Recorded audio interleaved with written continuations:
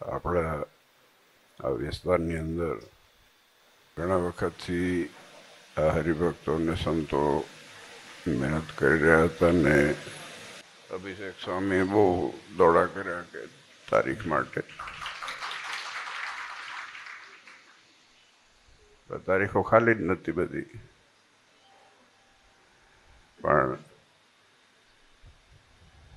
આજે ધન્યવાદ છે જેને આવો સંકલ્પ થાય, જે પરિવારને કે જે હરિભગતને કે ભગવાનનો ભક્ત હોય એને જ સંકલ્પ થઈ શકે કે ને તો આજે 1 ફૂટ જગ્યા માટે તો ખૂન થઈ જાય છે. આ દુનિયામાં માણસ બધું આપી શકે છે, પણ જેમ સમય જતો જાય ને એમ માણસની વૃત્તિઓ ટૂંકી થતી જાય છે. અત્યારે સમય એ બહુ મોટી વસ્તુ, સમય આપવો બહુ મોટી વસ્તુ છે. કોઈના માટે ટાઈમ કાઢવો હોય તો માણસ પાસે સમય નથી. ટીવી સામે બેસવો એ સમય છે, આખો દિવસ વોટ્સએપ કરવો હોય તો સમય છે. વોટ્સએપ કરો, મોબાઈલમાં જ્યાં તમે જુઓ રસ્તામાં આમ ચારે બાજુ ને તમે જોતા આમ નીકળો ને આમ બેઠા જોઈએ, ખબર નહીં શું દુનિયા લૂંટી જવાનું હોય. હા, ઈરાનનું શું થયું ભાઈ, શું થયું ભાઈ, તારા ઘરનું શું થયું? મેલને ચાલ, ટ્રમ્પનું શું થયું, ઓલાનું શું થયું, પાકિસ્તાનનું શું, આપણા ઘરનું શું થયું એટલું વિચારવાનું. આપણા 2 ટંગના પૂરા થતા હોય પછી ચિંતા નહીં કરવાની. ભગવાન જેવો ભગવાન મળ્યો હોય અને સત્સંગ કરવો. આજે સમય બહુ મોટી વસ્તુ છે અને સમય મળે તો માણસ એનો સદુપયોગ કરી શકે. અને નહીં તો આજે બહુ અઘરું થતું જાય છે, બહુ અઘરું થતું જાય છે. આજ સવારે જ એક જણનો મેસેજ આવ્યો, ભૂલથી વાંચ્યો, એટલો મારો વાંક.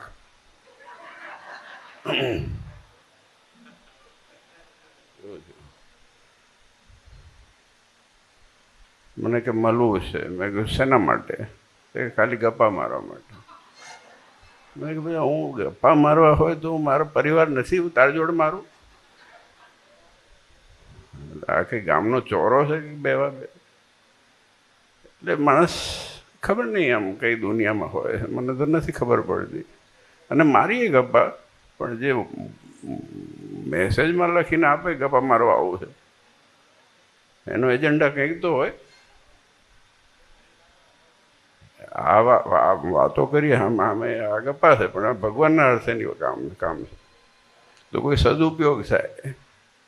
સમય છે ને બહુ જ જરૂરી છે અને બહુ એનું યોગદાન બહુ મહત્ત્વનું છે. આજે મંદિરમાં કે પોતાના માટે માણસ 5 મિનિટ 10 મિનિટ આપે તો એનું જીવન નિખરી જાય છે.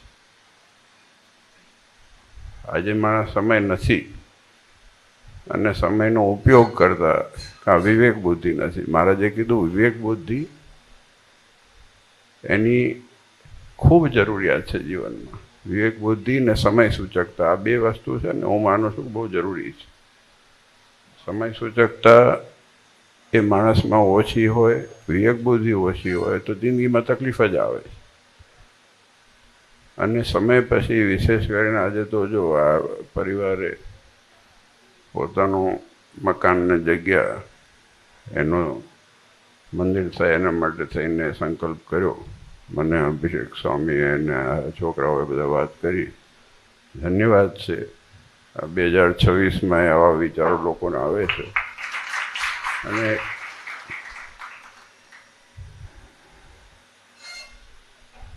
અને હું તો માનું છું કે 2026માં જ આવે છે. પહેલાં તો એક જ દાદા ખાચર હતા, અત્યારે તો જ્યાં જો ત્યાં લોકો આપે છે. અમે ઓલું ખબર નહીં ક્યાંય ગાંધીનગર બાજુ છે, કયું છે, ના હવે એ કેટલાય ગામો ઉડાસણ ત્યાં જગ્યા આપી, બોલો ઉડાસણમાં ફલાણે ને હમણાં અમે ગયા હતા ક્યાંય રાયસણમાં એ કેટલા બધા સેવા કરી છે. અને મને જે લાગે છે ને કે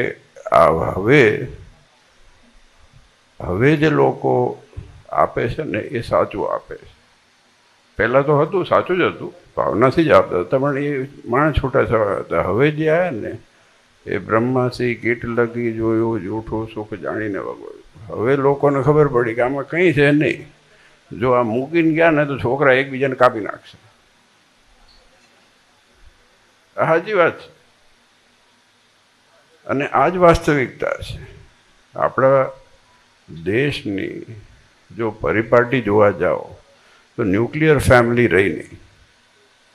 પહેલાં જો આ બહુ હકીકતની વાત કરું છું, પહેલાંના સમયમાં છોકરા મોટા થઈ જતા હતા, ખબર પડતી નથી, કેમ કે 3 ભાઈઓ હોય, પછી પાછા ઓલા બીજા હોય ને બધાને મકાન ભેગા હોય ને એકમાં જ રહેતા હોય ને છોકરા મોટા થઈ જાય ને પાકી જાય ને પરણી જાય ને વજને ના થાય.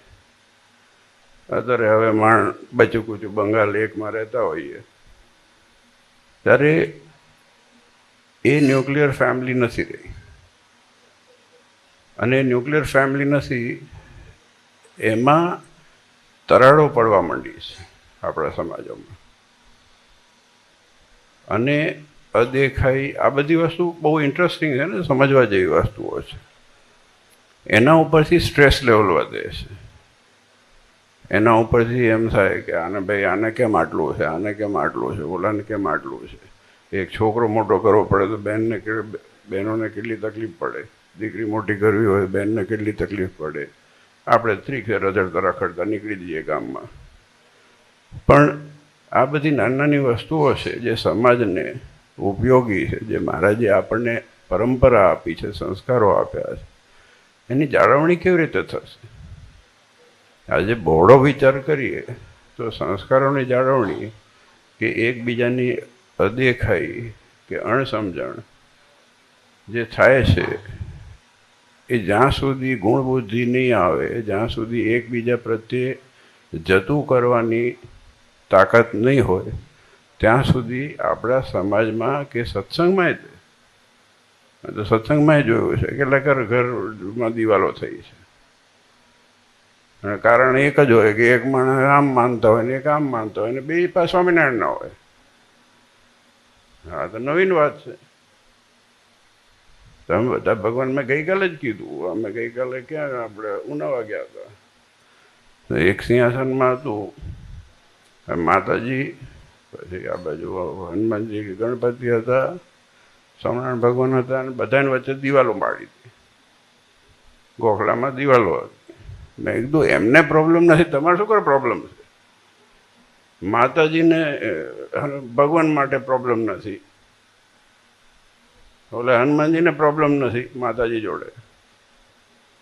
તમે બધી દિવાલો ઊભી જ કરો છો, તમારા ઘરમાં જ દિવાલો થશે. તમે ભગવાનને હરખા નથી રાખી શકતા. એટલે ઓલો હસવા માંડ્યો. અને આ જરૂરી છે. એક સિંહાસનનું નામ ડિવિઝન પાડે કે આ માતાજીનું સિંહાસન. બે શું કરો, માતાજી નથી, ભગવાન જ છે, શક્તિ સ્વરૂપ છે. ગઈકાલે જ અમે ગયા હતા માતાજીનો પાટોત્સવ કરીને આવ્યા છે, આજે જવાના છે. એટલે વસ્તુ એ છે કે આ સૂક્ષ્મ બુદ્ધિ જ્યાં સુધી પોળી નહીં થાય ને, વિચારમાં ભગવાને જે આપણને આપ્યું છે, આ સંસ્કારો જાળવવા માટે મહારાજે આ પૃથ્વી પર દેહ ધારણ એના માટે નથી કર્યો કે અમે સત્સંગ ઓછું થઈ ગયો તો બધું ચાલતું હતું. પણ જે અછત આવી ગઈ કે બગાડ આવી ગયો એને પાછો જીવતો કરવા માટે, પાછા આપણા ઘરના સંસ્કારો ક્યાંય ખોઈ ન જાય એના માટે થઈને આ બધું ઊભું કરેલું છે. અને એટલા માટે જ આ મંદિરો થાય છે. એટલા માટે મંદિરોનો આગ્રહ મહારાજે કર્યો પહેલાં તો મહારાજે ના પાડી દીધી કે અમારે મંદિર ફંદિર કરવાનું નથી, અમને રૂમાલનું વજન થાય છે, એના મંદિરમાં ક્યાં લબાચા લઈને બેહીને ફરવું, કેમ કે એક જાતની માયા જ છે ને, મંદિરમાં જઈને બેહો ગલ્લા ગણવા બેવાનું થાય, ફલાણો આવ્યો નથી આવ્યો, મંદિરમાં ભગવાન તો પછી દેખાય, પહેલાં બાજુવાળો દેખાય, બોલો આવ્યો શું કરે છે, માળા કરે છે નથી કરતો, દંડવટ કરે છે નથી કરતો, શું કરે છે, બધું સ્કેનિંગ કરવાનું થાય. મંદિરના ઓટલા વધારે તોડે, ભગવાનના સામે ઓછું જવાનું થાય. પણ એન્ડ ઓફ ધ ડે ભગવાને આપણા સ્વભાવ નિર્મળ કરવા માટે તેના મંદિરો કર્યા છે. એટલે આપણે તો જો ભાગ્યશાળી છે કે આવી રીતે આપણા ગામની અંદર બધી જગ્યાએ, અમદાવાદની અંદર એટલા બધા મંદિરો દિન પ્રતિદિન વધતા રહે છે. તમારે એટલું લાંબુ થવું ના પડે, નહીં તો ભાઈ લાંબુ થવું પડે.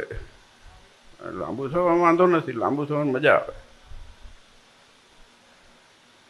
એનું સુખ છે. અમે પહેલાં એક વાત કરી લઉં ખાલી, હું પછી જવું છું. અમે મારે પાસે બીજે જવાનું, સરસ ગરમી છે અને મજા લેતા લેતા જઈએ. એટલે અયોધ્યાથી એકવાર મને યાદ છે કે હું જ ગાડી ચલાવતો હતો અને બાપજી હતા, મમ્મી હતા, બિંદુ રાજા હતા, લગ્ન નહોતા થયા એ વખતે. અયોધ્યાથી નીકળ્યા, છપૈયા પહોંચતે સવારે, સાંજે 8 વાગે નીકળ્યા, સવારે 5:30 વાગે પહોંચ્યા. અને અત્યારે ફ્લાઇટમાં જઈને ઉતરો તો પોણો કલાકમાં તમે 45 મિનિટમાં છપૈયા પહોંચી જાઓ. તો હમણાં પહેલી વખત હું પેલું પ્લેનમાં ગયો અયોધ્યા, આ થયું ચાલુ પછી તે નાહી ગયો. મેં કહ્યું આમાં મજા જ ના આવી ગઈ. ઓલું યાદ રહે, હવે કેળો ભાંગી ગયો હોય ને જઈને પડ્યા હોય ને વકારા બોલતા હોય ને, એની મજા જુદી છે. દુઃખ વગરની વસ્તુ હોય ને, સરળ મળી જાય ને, એની કે માણસ કિંમત ના કરી શકે. એટલે આજે જે ધરોહર છે એને, એટલે ભલે અત્યારે સુવિધા છે, સારું છે, હું એવું નથી કહેતો કે એસી બંધ કરીને પંખામાં હુંજો કે હીટર ચાલુ કરજો અત્યારે, પણ સુવિધા છે, પણ એનો ઉપયોગ કરવો અને દુરુપયોગ કરવો આ બે વસ્તુ છે. કેમ પરસેવો વળતો બંધ થશે તો રોગે અંદર ઘૂસશે. બધી વસ્તુના બેલેન્સની જરૂર છે. અને આ સત્સંગની અંદર ખાસ કરીને જે ભગવાન મળ્યા છે એ ભગવાનની અંદર જ્યાં સુધી જેમ શરીર ઘસાય એમ સ્વભાવ જો ઘસાય નહીં તો માણસ આગળ વધે નથી. પગથિયા ઘસવાના નથી, આપણા સ્વભાવ ઘસવાના હશે. આપણે મંદિર ઉપર ચડીએ ને ત્યારે પગથિયા જે મૂકીએ છીએ, આપણા પગરખાં મૂકીએ છીએ ને પગથિયા પહેલાં, ચિંતા ત્યાં જ હોય પાછી કે કોઈક ઉઠાઈ ના જાય.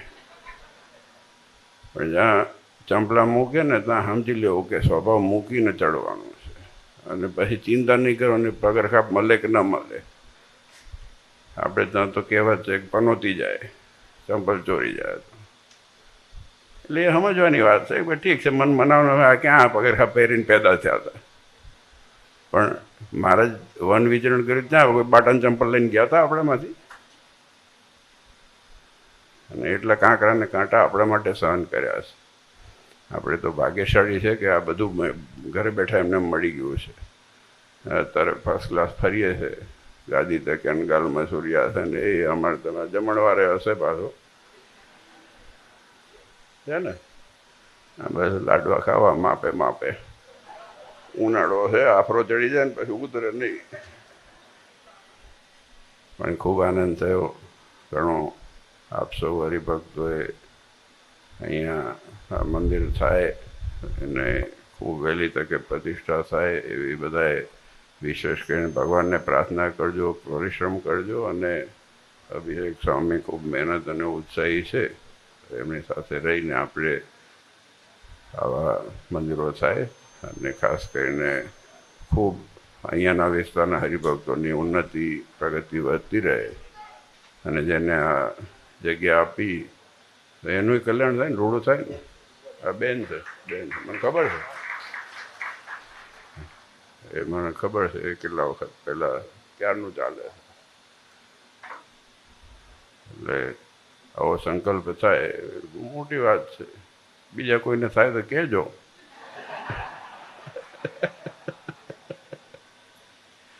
અમારે નથી લઈ જવું, બધું તમને જ આપવાનું છે. આપણે તો આપણા દીકરા દીકરીઓ સુખી થાય, આપણું ભવિષ્યની પેઢી સુખી થાય ને એના માટે છે. બાકી કોઈ 4 નાળિયેર લટકાવે છે એ જતા નથી ઉપર. 4 નાળિયેર લટકાવે ને એ ઉપર નથી જતા, એ અહીંયા હળગી જાય. એ વાત બોલીએ છે ને રોજ જોઈએ છે, પણ અંદર ઉતરતું નથી. આ આવું છે, પણ એ બધી વાત નથી.